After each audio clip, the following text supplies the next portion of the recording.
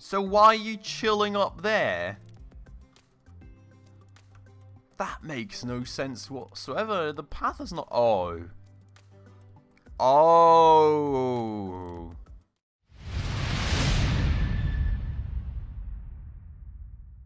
Alright everybody, hello and welcome back to another episode of Good Company with me, Spacefish, and well, welcome back to our lonely research station. Just quickly before we get started, I just wanted to say I'm still sick, so I hope that doesn't transpire too much in the video.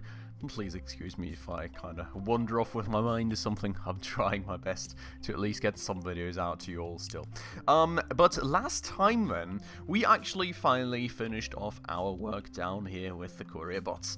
Everything is nicely starting to roll out of the assembly lines. We're making a good bunch of courier bots now.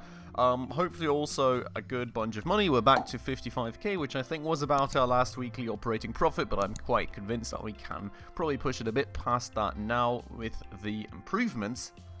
And, well, we are about done right there, but we've got some other things on the list. Namely, there is a few products which we are looking to advance the market phases on, and there's a few more products where we have already advanced the market phases, in which we would like to eventually go and make the perfect ultimate version of for this playthrough. So we're gonna go and tackle that today, but just quickly before we get started then. If you're new around here and you happen to enjoy these kinds of videos, please make sure to hit that subscribe button down below. That would help out a ton. We're trying to hit 1k subs even by the end of the year, and it's not looking too great for that just yet, so it would help me out a ton. But with that all out of the way then, let's go and quickly, first things first, look at our market overview. So the courier bot is, as I said, what we have been progressing the last time, and we currently had potential sales next week of 24 units, which, as you can see, we're not even close to making, and we're able to progress a phase. So we're probably just going to go for the next phase, not even going to give a discount, just take the extra money that we get, which should, in turn, also increase our profitability once more. And, well, then, you know, the potential sales will probably lower from that, but I'm suspecting that it will still be quite fine, given the amount that we're even able to manufacture in a week. Regardless, we're probably going to have to look back at it, just to make sure that we're also below our potential sales figures, which, with how much we are making of these, but we'll get back to that at a later time. So, let's go and progress that phase. 2,910, okay, maybe we... Never mind, scratch that, we'll have to give a bit of a discount, okay. I mean, we're getting like 350 bucks more for a start, which is great. Only potential sales of 9, I think we're gonna try and get this to like 15 for the time being and see just how well 15 is doing for us, if we're gonna have some extra stock that we're not able to sell off, and if that is the case, we're gonna get things lowered a bit. Regardless, 117 bucks a unit more, so still the nice bit of a profit increase there. That said, to be honest, I mean, we're in phase 6 now, we're gonna go on to the 7th phase. I guess we're not, yeah, I guess it's fine, because we're only gonna go on to 7th phase, and then there's nothing after that, at least not in this current version of the game. So, I suspect that with a decent amount of a discount, we're still going to be able to sell as many of these courier bots as we want at that market rating, and then eventually we'll probably get back to making the ultimate version of these that we can sell without any discounts, but that's going to be somewhere off in the future then. But alright, so with that done and out of the way then, other than that, well, we do apparently still have the camera drones, which we haven't progressed just yet, and the robotic pipe cleaners are actually nearing their first new market phase too, which... really not selling too many of these. I mean, we're kind of expecting that, I suppose, given the complexity of the production. Maybe we can amp that up in the future, but, well, in 4 units sold, we can advance that market phase too. So we're probably just going to go with that for the time being then. Take some more money, just as we did with the courier bots, and not really give that much more of a discount. That said, the little brother drone then. We are currently on potential sales of 19 a week, and, well, we do top out there. It feels like 18 would probably be just fine too, though. Now, in terms of this camera drone, I mean, we're getting into the 4th phase. Let's see if we can handle that with a discount. I hope so. If not, we're maybe going to have to actually rework that instead of, like, the cassette player or the calculator. Let's see. We're going to progress that, and we're going to go and... get to 1593. The beautiful part being here that I absolutely did not memorize for how much we sold these previously. So, that's a bit of an issue, I would say. If you saw that, please let me know down below in the comments what our previous price was, because I have got absolutely no clue. We're going to go for 18 sales now. A week, right there, 1324. Hopefully, that's still about in the realms that we had the last time. I mean, you can see the market appeal is 0.2 of this product now. I mean, the thing is, I should have probably, like, memorized the old price. Base price being 1350, it seems. So technically, I suppose we're not all too far, at least below the first phase. And even then, it may have been the case that we already had to give a slight discount to be able to sell the amounts that we needed to sell. I'm not quite sure. That was like ages back. I guess it's somewhat fine financially for the time being. We're going to have to get back to product design here soonish, regardless, I think. Once we get to 400 units sold and we have to advance to phase 5, most certainly that's going to be the case. But even like this, it's not quite ideal, I suppose. So the robotic pipe cleaners we're going to wait on then. And then we've got our beautiful calculators and the cassette players. And now that's going to be an interesting part, because you can see, I mean, technically for cassette players, I would say we still have a decent bit of space. For a start, you know, it's really not too bad up here. For calculators, it gets a bit tight. We do technically have some space up here in that building, and what are you doing? Oh, are you the logistics employee? Hello, game? I'm being abducted by the camera again. Why do all games keep doing that to me? There we go. Just mash the WASD keys until it frees you again. Are you the logistics worker for this zone? Why do I even have one for this zone? Is she working in this red zone here? Kind of feels like it, doesn't it? Wait, let's first things first see if that's the case. That one. No. Well, why are you in this very building then? Why are you just standing around doing nothing? What is your purpose, lady? I would really like if it just highlights the zone she works in or something. So her name is Bridget. Oh, beautiful. We gotta remember the picture because the names are not there. So she's got like some pink glasses. I mean, supposedly she's a logistics employee, so we should find her here somewhere. Not that one with pink glasses, that one. Which zone is this? No, that's not her, Gunda. She looks the same, but that's not her. That is also not her. See, I'm already starting to lose memory of the picture. We've got so many logistics zones, it's quite crazy. Quite harder than I thought finding this lady. There we go, that zone. Which one is that? It's not even anywhere close, is it? Which one is that? Hello?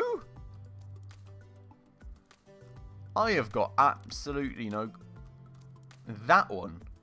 Is it literally... So why are you chilling up there?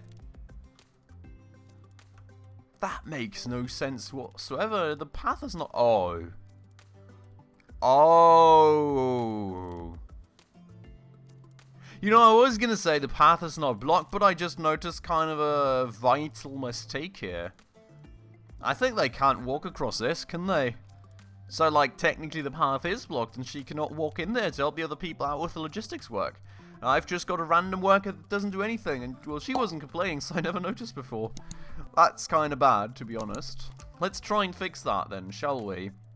Gonna be quite annoying, to be quite frank with you, because all this stuff on these conveyors is not going to be able to stay. Unless we start by deleting these here. Well, I mean, that didn't help, did it? Oh, God. Oh, boy. Oh, jeez. This is not great. This is absolutely less than good. That was the worst idea ever, by the way, because I actually have to remove this one as well to make it long enough. Unless... No, I can't even remove it because I don't have the space, and we've got 1,000,000 screws now in our inventory that we're never ever going to be able to use again. Oh boy, we are really enjoying life right now. Okay, we're going to dump that all in here, I suppose, and then we're going to try and move that over eventually, because that's, well, kind of the only option. Oh, God. Oh. Okay, took the wrong approach there. I was kind of hopeful that I can just move this thing back and then extend out that conveyor belt, totally disregarding the fact that that's not how things work. Now, could we get rid of this last one, please? No? Could we move it? No. No, I don't. No, please. Why can I not remove this conveyor now? Oh, please, someone help me. Why can I not remove this last bit? I'm absolutely baffled. Now we're building conveyor belts over each other. That can only go right. Oh, we're gonna so absolutely not have this work anymore. Apparently we do. I don't know what happened to the old conveyor belt, but that works, I guess. So the issue now being that I do have to do this very same operation to this part right here, which means I gotta get rid of this, which gives me all these pipes, and I gotta get rid of this, which gives me all these pipes. So absolutely making brilliant use of all those things that we've assembled for thousands and thousands of bucks. Not at all, because that's going to be in that bookshelf now forever. I'm already telling you, we're never ever going to be able to get rid of that, because, well, I mean, while we do occasionally have a bit of space whenever our employees take some stuff, we certainly do not have space for, like, what's that? I don't know, 860 screws, and then, well, metal sundries, if you want to call it that. And then, yeah, I don't know, that's just terrible. I don't know.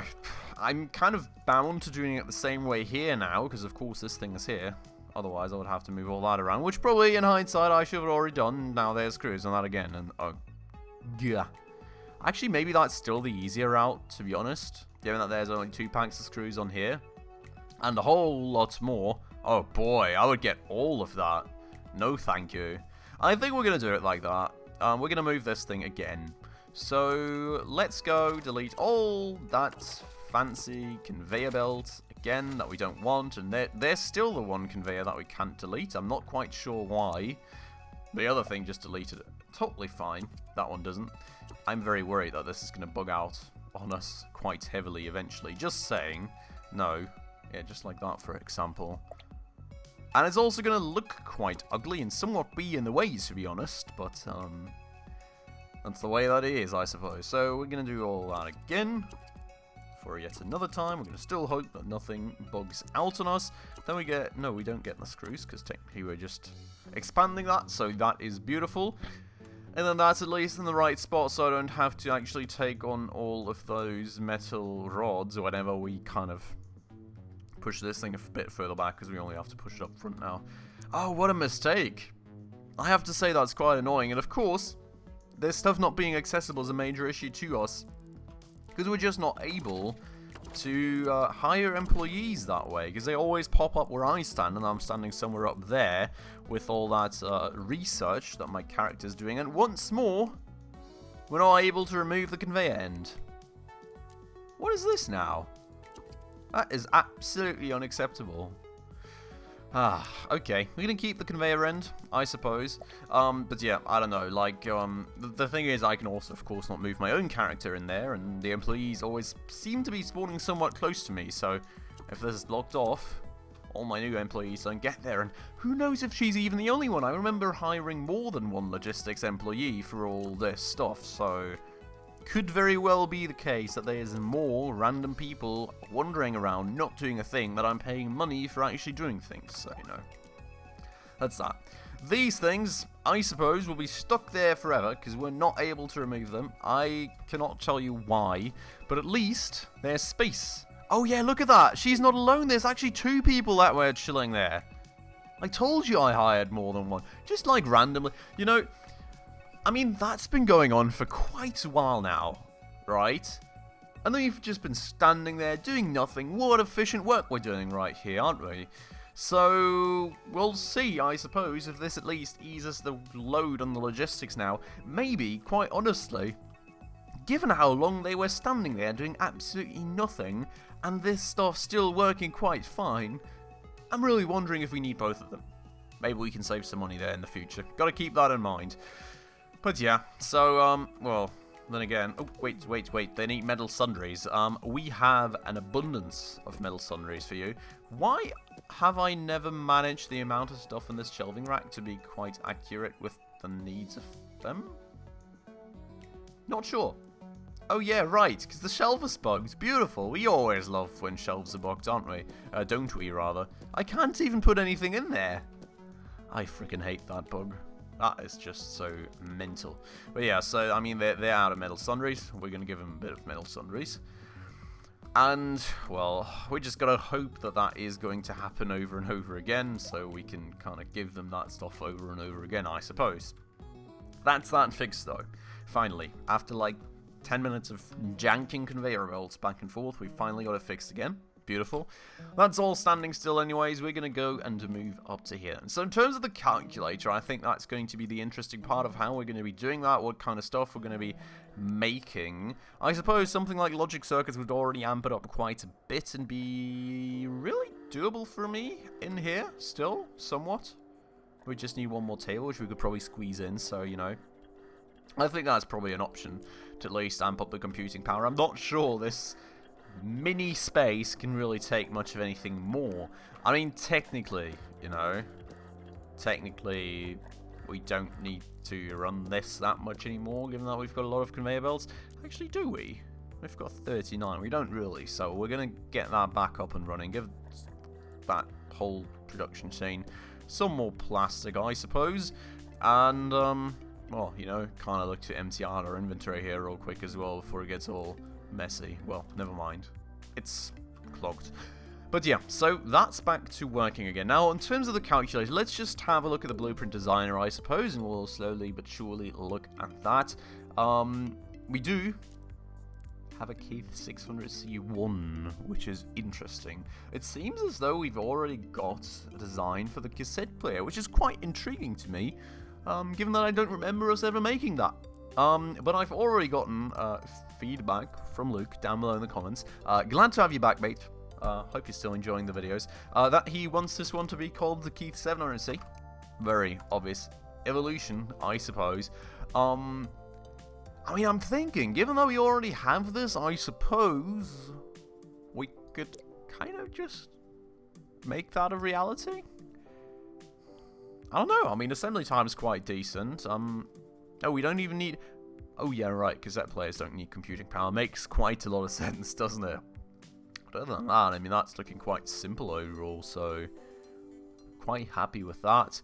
I think we're going to keep that design, though, because we don't have the time to implement that today anyways, and we're just already going to work on a new design for our Texas Instruments calculator, so we can have a look at that too. Also, just before we do that, let's maybe actually look into redesigning our cassette player, because quite obviously, we've never really changed the design on it, the colors, nothing like that, so we're going to have to do that.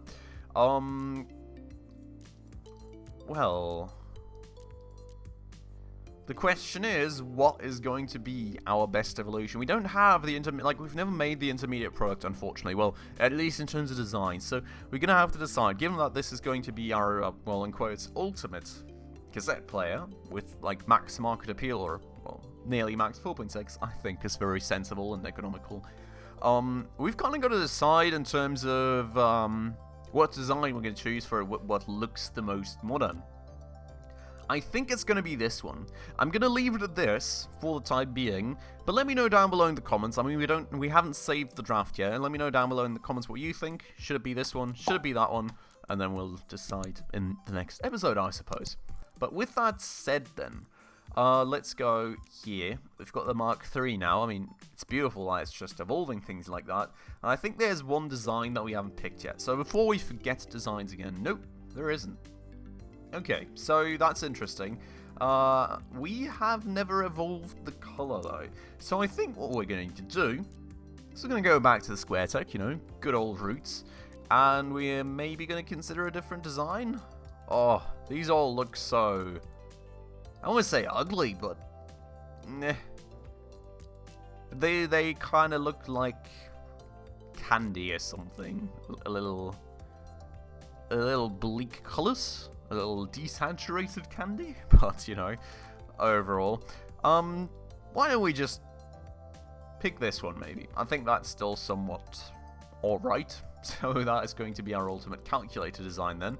And we're going to, of course, want to edit it in terms of the modules too, because there is a lot more of a requirement on modules these days. Now, what we'll have to say for a start is that we are really low on space. So, something like a metal case feels quite good to me. Also, is going to be quite complicated. I mean, that, honestly, given that we're already making plastic cases, the reinforced case sounds like the best idea ever. I think we're going to keep it at the old one for the time being, though, and we're going to see just how far we can get with it, and then we'll kind of judge based on that. Now, processing power is already way too bad, so we're not even going to keep that. Display fidelity, way too bad, not going to keep that. Battery life, quite honestly, is pretty decent. I'm looking, though, to save some space, so maybe like a double battery stack. 2.4, spot on, would do the job. And we're even going to save some space with it. So we're going to do that. Going to remove the other modules. And we're just going to puzzle that into the bottom right there. Small register bank, also not good enough. Now, display fidelity, interestingly enough, is more important than processing power.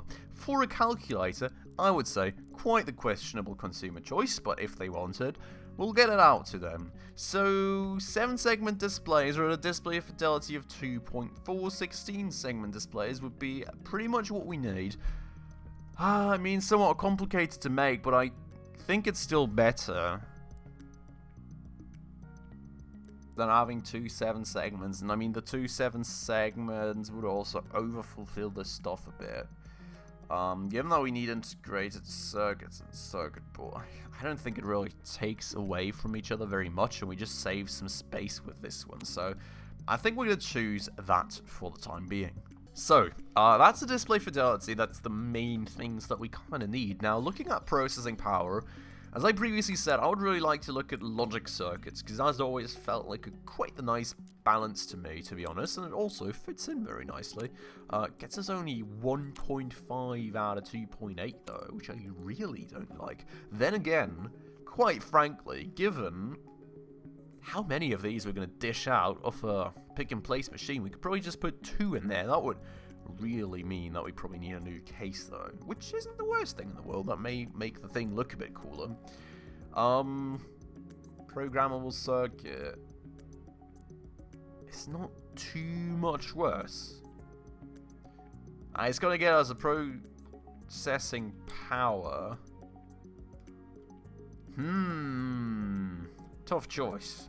I mean, this would literally just mean putting one more pick-and-place machine into the chain. We'd probably be out of space for another pick-and-place machine down there, though. I mean, this one right here is really nice and simple. I think we're going to go with 2 logic circuits, just because we don't have the space for another pick-and-place machine, unfortunately. Otherwise, we'd probably go with the programmable circuit, I think. But that is what it is. Now we still have the data storage and still the sound quality. Quite sure that we're not going to make that happen with just 4 squares left. But let's, you know, just continue on this for now. We will have data storage. We need 1.7. This gives us 1.8. So really not the biggest upgrade in the world necessary for that. And well, now we're kind of out of space. Weight is the only affecting drawback, and we're like so far off that. So, you know. But yeah, so now we need sound, which for sound we need 1.8, which is probably already fulfilled by the monophone speaker. Very nice and easy, but you can see we need 4 blocks for that. So let's go upgrade the casing. Now the thing is, if the layout is good enough, we can probably just go with a metal case, which would be only a slight increase in complexity. This one as well, though. I mean, the thing is, we also have the case machine, so we don't really need to be too worried about complexity. The thing is, though, what I'm just noticing, right, with a metal case, we will need someone to manually make us the rods. No, actually, we can do that with a machine too, but we will need another machine to make the rods. With this, It's literally just putting more raw materials in there and chaining another small case machine to our first small case machine. So I think we're going to go for that, quite frankly. Do want to look at the appearance with that. Doesn't seem to have changed. I thought that the cases do change the appearance, but apparently they don't, which is a bummer. But that's going to be how it works. And then we're going to have to kind of stretch things out here a bit. Make sure all you want to fit is going to fit, and then you can see on a phone speaker right there. And that's going to be our perfect product, Texas Instruments Mark III calculator. So, yeah. I think we can probably end it off right here then.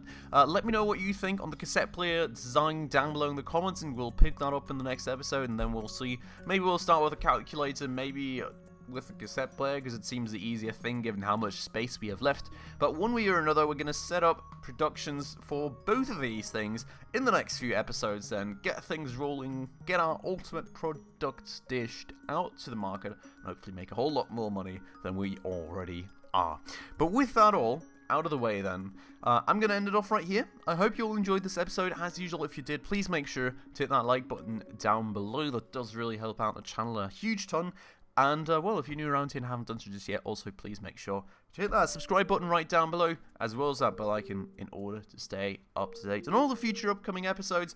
As I said, we're trying to hit 1K subs at the moment. It would mean the absolute world to me. But with that all out of the way then, as usual everybody, thank you so much for watching, and I hope I will catch you in the next episode very, very soon. Ciao.